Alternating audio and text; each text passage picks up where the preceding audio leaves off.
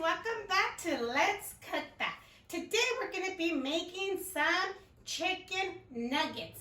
I was going to make chicken tenders, but since I always make chicken tenders, I said why don't we convert them into nuggets today? But it's exactly the same recipe, so if you want to do nuggets or if you want to do tenders. So before we get headed to those ingredients, I woke up this morning and I said, God, you have gave us so many things to be thankful for. There's a lot of people struggling out there.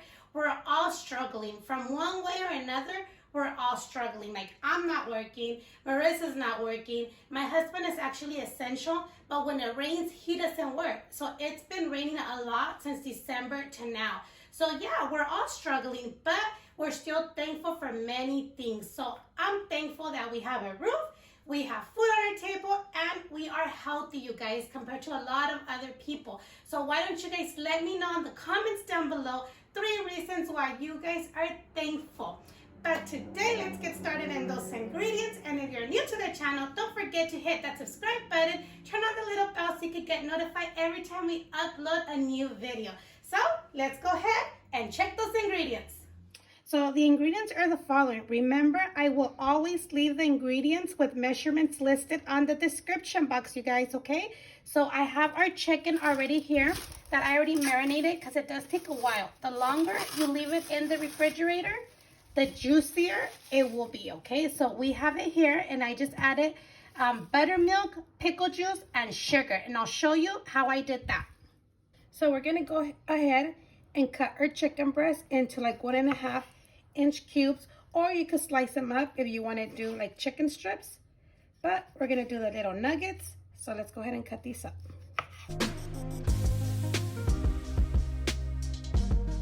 Okay, so now you're gonna get your pickle juice and you're gonna put it in a safe microwave bowl, because we're gonna go ahead and heat this up for like about 30 seconds. So now that the juice is warm, let's go ahead and add the sugar so it can dissolve.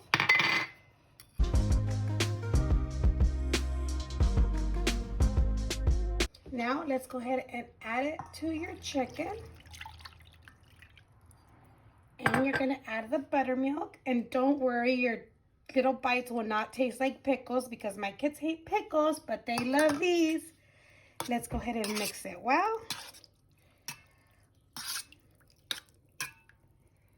Alrighty, now we're gonna go ahead and cover it up and leave it in the refrigerator for at least 30 minutes, but if you can do longer or overnight is better.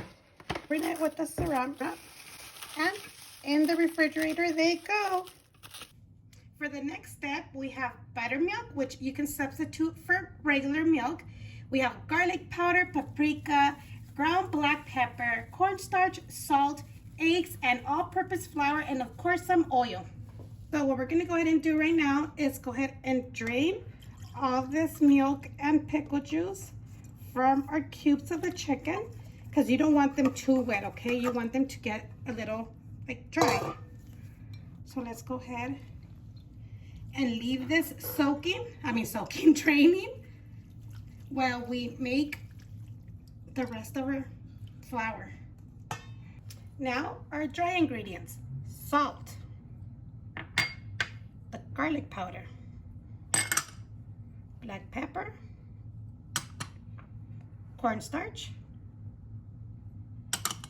and paprika. And let's go ahead and mix this well. If you want to make them a little spicy, you can actually add some cayenne pepper, or you can add chili powder as well. Now let's go ahead and make our egg wash. So I'm going to add the buttermilk, or like I mentioned, you can use regular milk. Let's crack our eggs.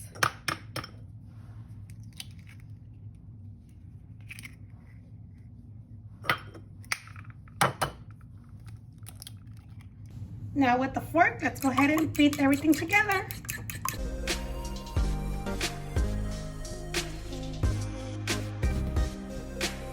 Okay, now it's time to coat our chicken with the first coat, and then we're gonna do a double one. So let's go ahead and get your chicken and coat it in flour. If you have those batter pro bowls, oh, it's much better to use that. So one thin layer, and set it aside, and we'll continue.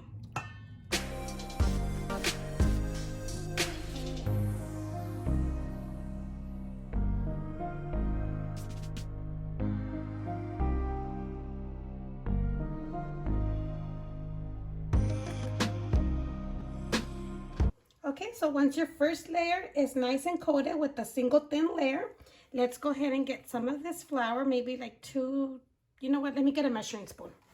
Let's go ahead and do 2 tablespoons, but layer them out, okay? 1. Oh, there's a piece of chicken still, look. Oh, total mess today. All right, it's okay. A little bit more. And now we're gonna put it into our egg wash and go ahead and mix it. Okay, so now let's go ahead and do our double dip. And I do have a rack right here. So let's go ahead and put your chicken back into the egg wash. This is gonna be your first time putting it into the egg wash. And then take it out, remove the excess of the egg, put it to your flour, coat it one more time, and go ahead and put it aside on a rack. Oh, this one needed more. And continue doing the rest.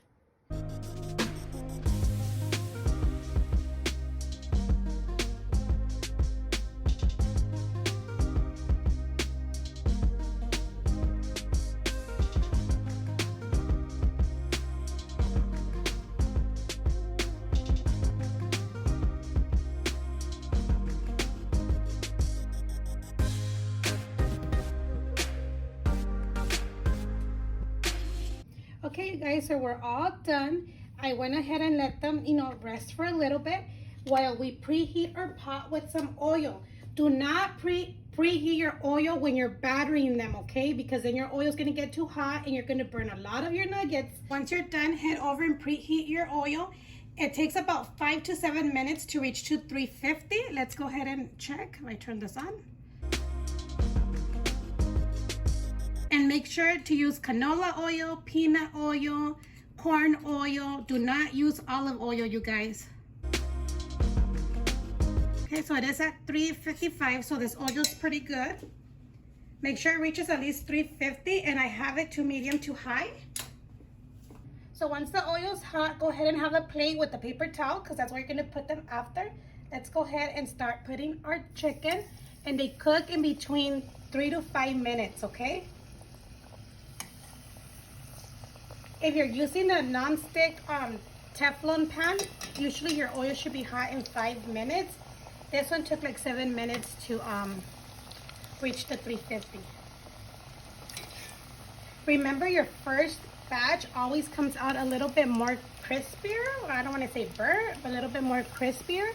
You want them like a golden color.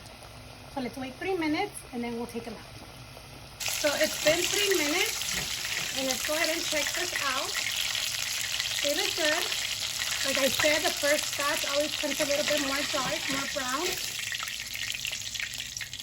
And let's put, the second batch will come out better because when you put this chicken, it lowered the temperature of your oil. So let's go ahead and put our second batch and then we'll check those.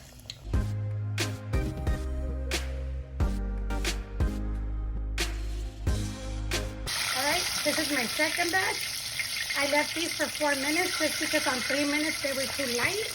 Because remember, the oil lowers the temperature. And right now, we're gonna cut one open and check the temperature.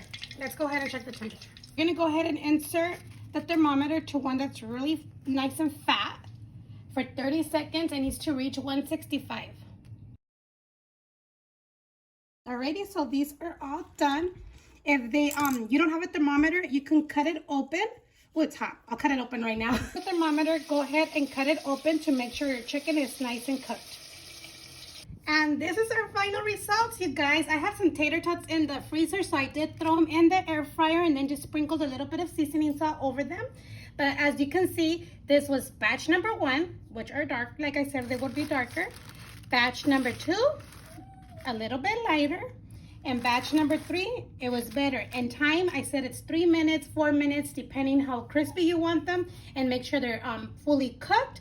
And my thermometer's a little old, so it does take 30 seconds. But I knew newer thermometers, you could get the temperature to reach in like 10 or 15 seconds or immediately. But let's go ahead and give this a try.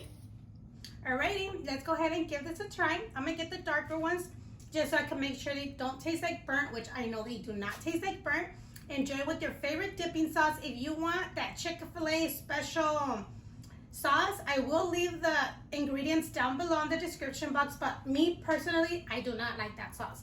I rather have ranch, buffalo, or barbecue.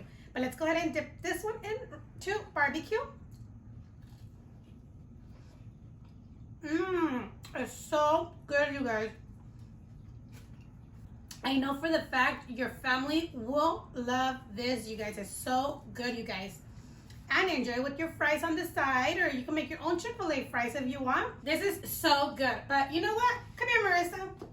Go ahead and help yourself. Try one. I dipped it in barbecue, so you could dip it in ranch, or you want barbecue. I'm not sharing these, so I'm leaving. Okay, but can you try one and tell them either good? Yeah. She doesn't want to share. I'll do ranch. Even Luna wants them. She's here crying. They're very good, right?